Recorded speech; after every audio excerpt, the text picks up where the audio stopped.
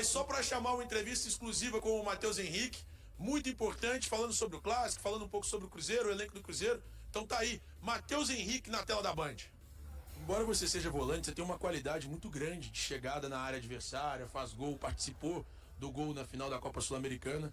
Eu queria saber, com a chegada dos novos reforços, chegou muita gente com característica ofensiva. Vai ter que ficar um pouquinho mais, segurar um pouquinho mais na marcação? Cara, acredito que é quando eu estiver ali dentro de campo, é ler quem tá jogando, né? Ler os movimentos, ler como está atacando, porque eu tenho essa leitura, né? Essa sabedoria de saber o momento de atacar, de defender. E se puder atacar, eu vou atacar. Se não, deixa aí que eles ataquem, eles são melhores nisso. E quem tiver ali, tem eu, o Romero, o Christian, os volantes, o Peralta, quem tiver em campo fica para proteger. E qual que é a importância de uma pré-temporada como essa? Vocês estão aqui desde o dia 6 de janeiro, já tem um tempo que o Cruzeiro chegou aos Estados Unidos. Qual a importância de uma pré-temporada como essa, em termos de conhecer os outros jogadores, de aproximar o elenco, de deixar a união ainda mais forte dentro desse grupo? Cara, pra mim isso é muito importante, principalmente quando você tem chegada de novos jogadores, né? Porque treinar o treino que a gente tá fazendo aqui, a gente faria em BH, em qualquer outra cidade. Mas essa conexão, essa química, ela ocorre de muito por conta disso, né? A gente tá aqui o tempo inteiro junto. A gente almoça junto, toma café junto, a gente janta junto, treina junto, a gente vai pro parque junto. Então não tem como você não pegar essa conexão, esse entrosamento.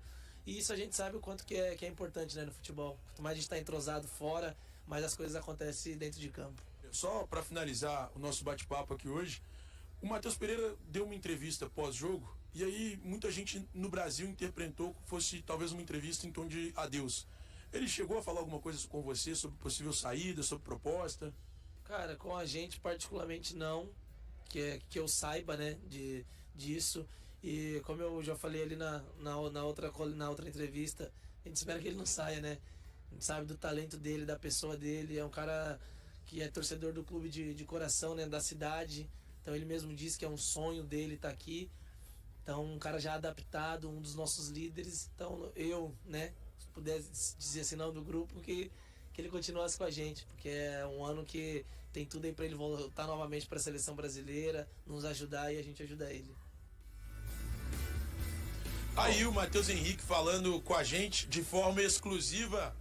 O que você achou mais interessante dessa entrevista, Eltinho? Pra mim, a parte do Matheus Pereira, depois da celeuma que vocês criaram ontem. Não, mas aí ele tá certo, né? Ele tem que colocar, a resposta dele foi perfeita. A resposta dele era o que poderia ter dado o Matheus no dia do jogo, né? Hoje você vê o time do Cruzeiro com mais qualidade que o time do Atlético? Hoje o Cruzeiro tem mais qualidade, o elenco do Cruzeiro tem mais qualidade. Isso aí eu acho que é até inegável, não é fácil. O Cruzeiro melhorou muito a qualidade, as chegadas dos jogadores são incontestáveis e o Atlético perdeu jogadores titulares aí, perdeu o zagueiro da Libertadores, perdeu o artilheiro das duas últimas temporadas, que é o Paulinho. Então, o Cruzeiro subiu de produção e o Atlético caiu de produção, olhando apenas time base, né? Mas foram 4 mudanças do time titular do Cruzeiro da temporada passada para o time que nós acompanhamos no último jogo contra o São Paulo.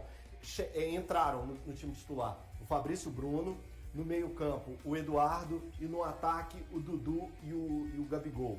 É uma mudança tão extrema para se aguardar muitos jogos ou rapidamente você acha que isso aí já vai dar liga? Elton, boa tarde para os amigos. Vai depender do que os jogos vão dizer e os treinos, né? Lembrando que as pré-temporadas tanto de Cruzeiro quanto de Atlético, elas vão continuar dando segmento no Campeonato Mineiro. Cara, eu acho que assim, apesar da quantidade de peças, um grande fator que vai ajudar o Diniz e pode fazer com que ele corte alguns caminhos e o próprio time do Cruzeiro é essa de a equipe titular teve basicamente 70% de jogadores que já estavam trabalhando com o Diniz desde a temporada 2024, quando ele chega 25 de setembro.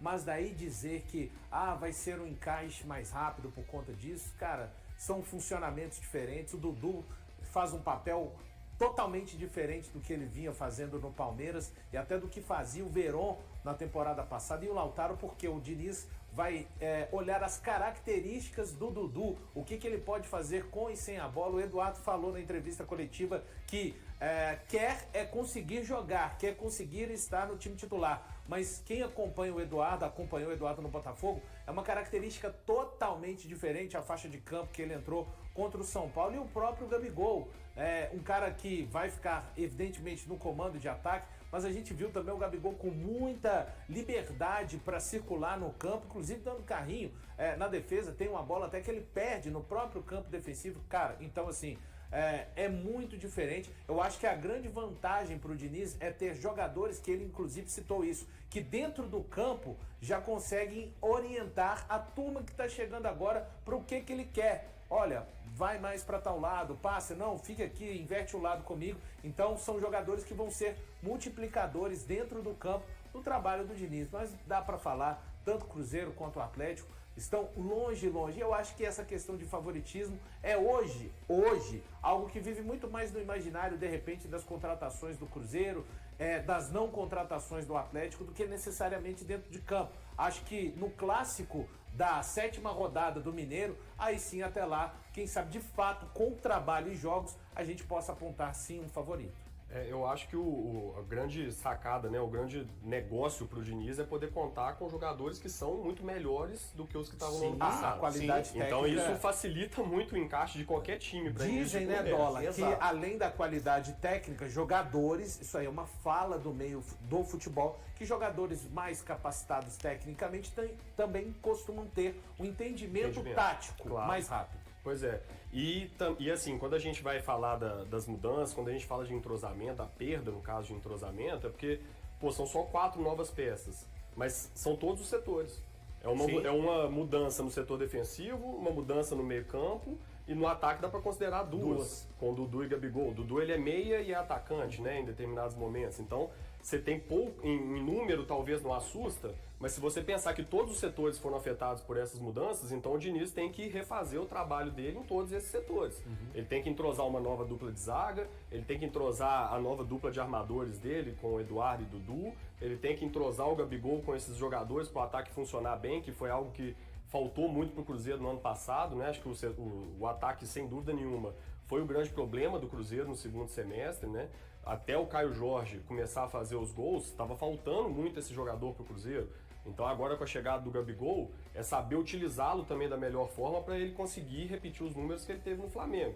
Então não é só olhar para os números, né? Lembrando a sua pergunta para o valor, é pensar no impacto que isso causa em cada um dos setores que o Diniz vai trabalhando ao longo dessa pré-temporada. Só um detalhe rapidinho, nem o lado para falar, o zagueiro é zagueiro, joga lá na posição dele. Nem o lado que o Fabrício Bruno jogou é o mesmo lado que ele costumava jogar no Flamengo. Aliás, isso até foi uma surpresa pra mim. Ele jogou do lado direito, né? Ele jogou do lado esquerdo, o Fabrício Bruno, no Cruzeiro. Ele joga no direito. No Flamengo, sim. Eu esperava, a minha expectativa era dele jogar pelo lado direito, até pensando nas idas do William, né? E não foi o que aconteceu. Isso aí, pra esse mecanismo que o Diniz tanto pede de saída de bola, o Fabrício Bruno tem uma certa dificuldade ali na saída de bola. A gente via, pelos movimentos dele, que ele estava torto.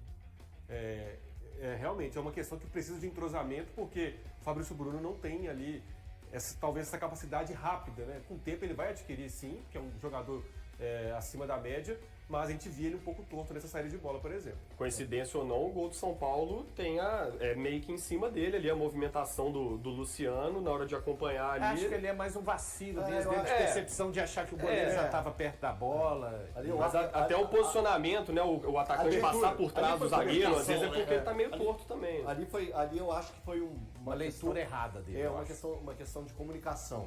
Mas gera uma grande expectativa, né, Roger? Esse time do Cruzeiro encaixar é a grande expectativa do momento no futebol mineiro. Não, total. O cruzeirense, desde as contratações, nem falo do jogo do São Paulo na quarta-feira, mas desde as contratações já bola o time, obviamente, taticamente, na cabeça, pensando o que o Diniz vai colocar dentro das 4 linhas.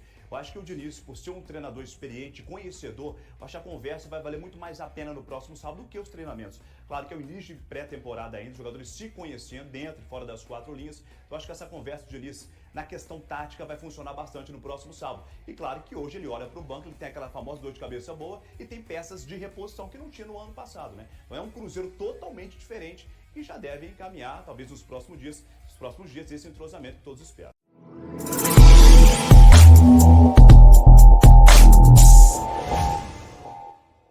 O clássico entre Cruzeiro e Atlético Mineiro ganhou um novo capítulo com a chegada de Gabigol. O atacante, que já tem um histórico de vitórias sobre o Atlético Mineiro, em especial na final da Copa do Brasil de 2021, promete agitar o duelo. Em sua primeira declaração sobre o clássico, o jogador afirmou que nunca viu uma rivalidade tão grande e que, apesar do respeito pelo adversário, o Cruzeiro é o maior de Minas. A declaração do lateral William, que lembrou que Gabigol foi o autor do primeiro gol da história da Arena MRV, adicionou mais lenha na fogueira. E aí, galera? O que acharam?